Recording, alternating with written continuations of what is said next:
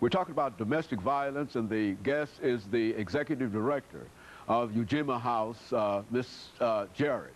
And of course, Miss Jarrett, let me pick up where we left off the last time and give you an opportunity to continue some of the reasons and some of the causes or the consequences of domestic violence as you see them from your position as the executive director of EJarrett House. Well, for instance, a woman can come into the shelter and she is mentally abused. Well, she has to go to a psychiatrist, and she's in counseling for a long time. Then you have the children who are traumatized. They're in counseling for a long time.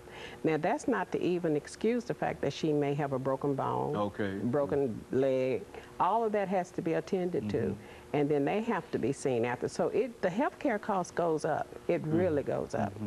And you see a lot of these broken bones and broken legs and et cetera. Yes, yes. So you find that there's an increase in the number of folks that are coming to you? How do people generally come to you? There's a 211 number that they can call, and I'm listed on the 211 number. The Department of Domestic Violence with the Metro Police Department has my number. So they call me too, so I'm easy to get a hold of. And then just by word of mouth, the other agencies, the other shelters will refer people to you. Now, what would be a situation, could you sort of give me a rundown of situation that you might have of individuals who will come into you and how they came and some of the things that you were able to do for them? Well, number one, if a young lady calls and if she's in danger, then I will go and pick her up from wherever she is. And to keep her out of danger and nobody know, I will have her go somewhere that's away from her house. And then, or I'll send a cab to pick her up, to bring her to me. And then we do our processing of her, and then we'll take her to shelter. Now, once they get in shelter, and I do things a little bit different than they do in other shelters, I want to know what the woman wants to do for herself. Then you need to decide what you want to do for yourself. If it's go to school, if it's get a job, what do you want to do that will make you feel whole? And then that will take care of your children.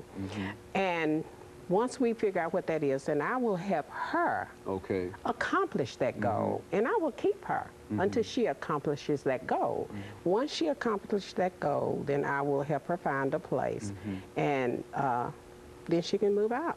Well, this seems to be a lot of sort of hands-on kind of personal kind of things that should keep you. Well, how many people are you able to counsel at EJarrett House? Do you have a set number? My shelter is very small, very small. In fact, I'm thinking about starting a building campaign because it's only 800 square feet. So it's the smallest shelter in the city. Which means when you say I don't have one family. You're one family. If I have a family with teenagers, that's it. If I have a single woman, I can take another single woman with 2 kids. That's it. And that's the extent of well, you do believe that since you've been involved in what you're doing, that there's a tremendous need for more space. I turn down people. I turn down 5 to 6 people every day. Every day. And these are people in a real sense who are not being served unless they go to some of these other areas, and they are. And they're full. They're full. And so it's a lot of folks. We're always looking for more space. There's a lot of folks in Nashville. So do you believe that domestic violence is a real problem in Nashville? It's a big problem in Nashville, and I don't think really everybody knows how big it is. Well, let's talk about how big it is. I mean, now you have 3 shelters here. And out of the 3 shelters, right now, today, all of us are probably full. So now, if all of us are full, then where's she going? The person who might need assistance or help. Where are they going? So Nashville, as large as it is, needs not only more than 3 shelters, but they need to have larger shelters. Now, if I was a little larger, because see, my funds are nil. If I was a little larger shelter, then I could help eliminate a lot of that backlog. But since I'm so small, I can't. The other ones are a little bit larger than mine. The Y has the largest, but all of us are full. And all of you, in a real sense, in comparison to the need, all of you are very, very small. In a real sense. Absolutely. Do you think that there's a consciousness in reference to the leadership in Nashville that will not allow for the development for the funding of these kinds of organizations or these shelters, or what? I don't think if the leadership is not allowing it, I don't think they really know that there is a need. Well, that, I think that's what it is. I think it's lack of education of the need.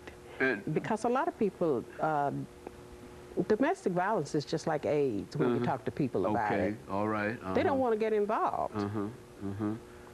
It's just that simple. And which means that a lot of folks are not served. But as long as you, and I think you've already connected it to health and all of those other costs, et cetera, and as long as corporations should be the first one to get online because they're losing employee time.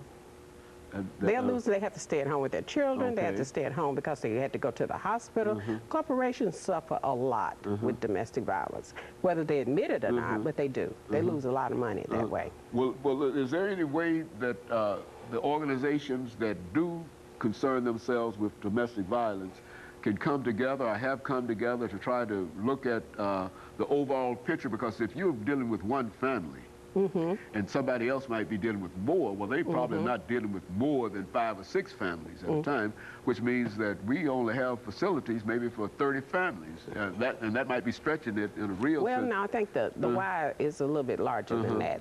I think they can house about 70 people. About 70 and they're people. The largest, yes. 70 people, but then of course when you break those people down into families, you really got a very, well.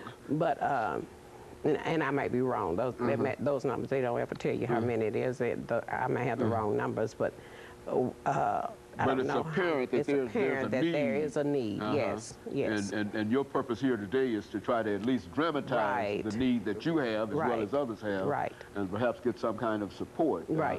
What would you say to folks that would indicate that you need some additional help? I need some money. Need some money? Is that money would money does not solve every problem, but money would start my problems eradicated. Okay, very good. Yes. Which is to say that you would need money to build, expand your. That's right. And number one is to get staff, because I'm the only one there. You're the only person there. Well, now, really, we over the last 25 or 30 seconds that we have before the end of this second segment, we really don't have much considering our population and our size and et cetera, and considering the problem that this might cause. We really don't have anything dealing with domestic violence in a real sense. Is that what we're saying? That's what I'm saying. Okay, and of course we'll expand upon that after this final commercial break, and we'll be back with our audience following this very short commercial